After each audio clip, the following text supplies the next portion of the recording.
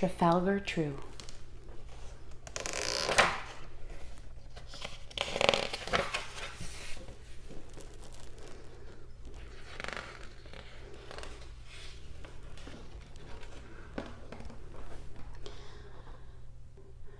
Far, far away, in a time of dreams and make-believe, there was a small, curious country called Curium.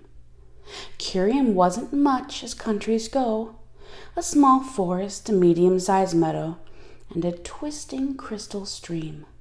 What made Curium very special was that right in the middle of the meadow lived the most magnificent winged dragon, called Trafalgar True. Trafalgar didn't do much from one day to the next. He would sit and quietly watch the world go round. Trafalgar loved every living thing, and watching, to him, was the same as doing.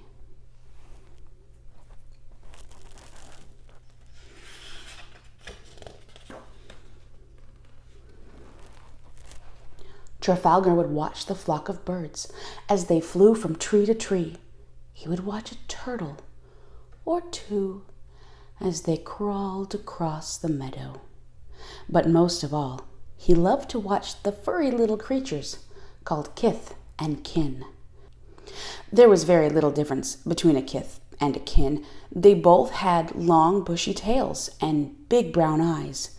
In fact, the only difference was that kith's fur was black with a long white stripe down the middle, while the kin's fur was white with a black stripe down the middle. All day, every day, they would skitter about the forest, playing games with one another in the happiest of ways, filling Trafalgar with love for them all.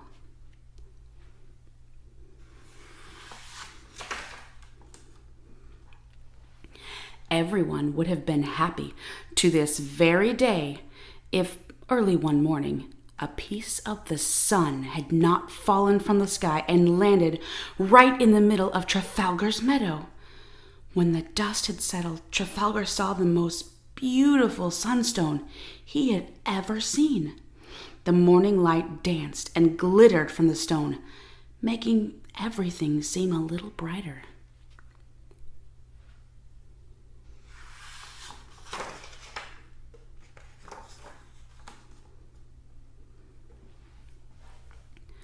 It couldn't have been more than a moment or two before all the kith and kin had gathered around to gaze at the sunstone's beauty. They were oohing and ahhing at its brilliance when either a kith or a kin pushed someone else to get just a little closer. Soon kith were pushing kin, and kin were pushing kith. "Quit your pushing," snarled a fuzzy little kin. "Just stand back. In a minute, I'll let you see my stone." "Your stone?" growled the kith. "It landed on our side of the forest. The stone belongs to the kith." And so it went throughout the day, with the kin grumbling and the kith pushing, and Trafalgar watching in disbelief.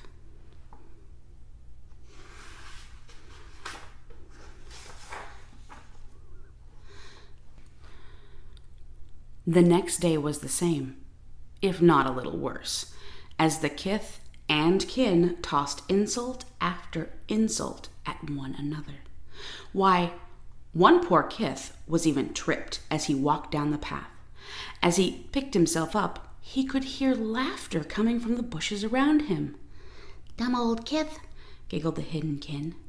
"They think the sunstone belongs to them, when we all know it belongs to us." Then, laughing and chuckling, off they scampered back to the meadow.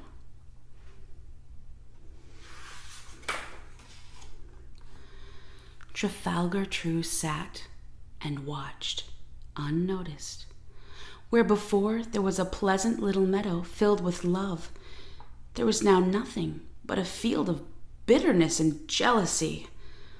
So saddened was he by this turn of events that large silver tears began to glide gracefully over his snout and fall softly to the ground.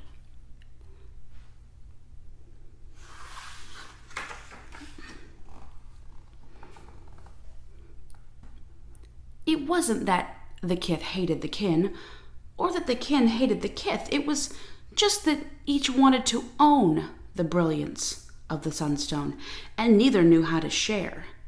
All day long there was pushing and shoving as they tried to be closest to the brilliant stone. The kith became so frustrated that later that very same day they threw a vine over the stone and tried to drag it away. The kin, not to be outdone, threw a vine from the other side, and the two silly groups pulled and tugged for nearly 3 hours before they all collapsed, too pooped to pop.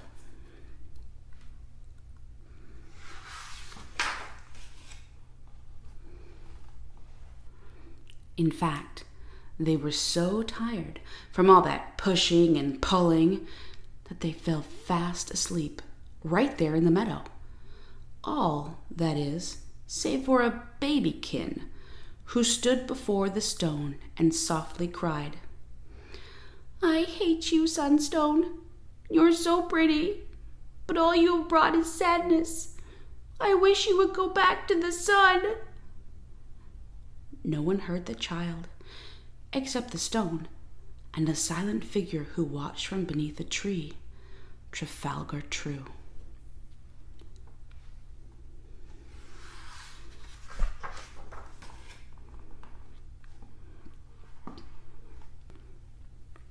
A saddened and troubled Trafalgar thought and thought throughout the night.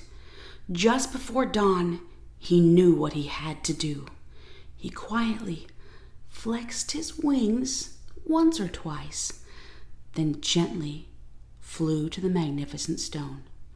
With all his might, he clutched the sunstone firmly in his arms and began to fly towards the sun as the morning light was just breaking through the trees.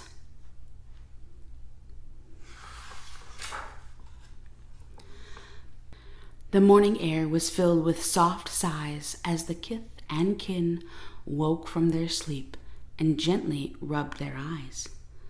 Suddenly, someone shouted, "It's gone! The kith stole the sunstone!" "No," cried the kith, "it was the kin." With that, they began shoving and shouting, and a kin even pulled a kith's tail. There would have been a terrible fight if it had not been for someone who looked up and saw Trafalgar high in the sky. "Look, it's Trafalgar True, and he's got the stone."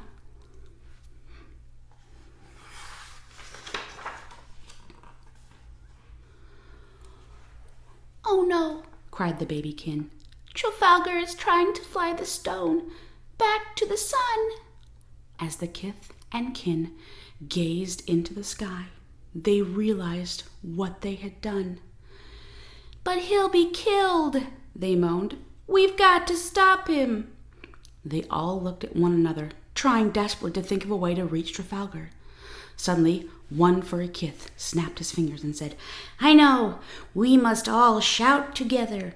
With all of our voices united, he will surely hear us."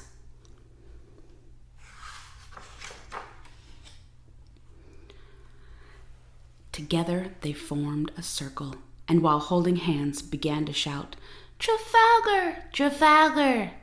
For a moment it looked as though the plan was going to fail, but then Trafalgar heard the echo of his name. He slowly turned in the sky and looked down on the creatures below. "You cannot fly to the sun, for if you do, you will surely die," they cried. "Our selfishness and greed has almost destroyed you as well as our friendship. Please come back." Trafalgar smiled softly and then began to glide gently back to the land of Curium.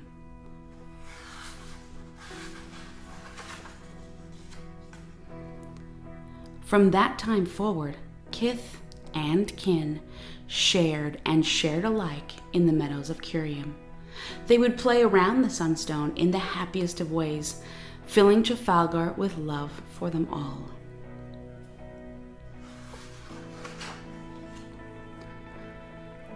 So, When it comes to sharing with kith and kin, or you, remember what you're sharing is the love of Trafalgar True.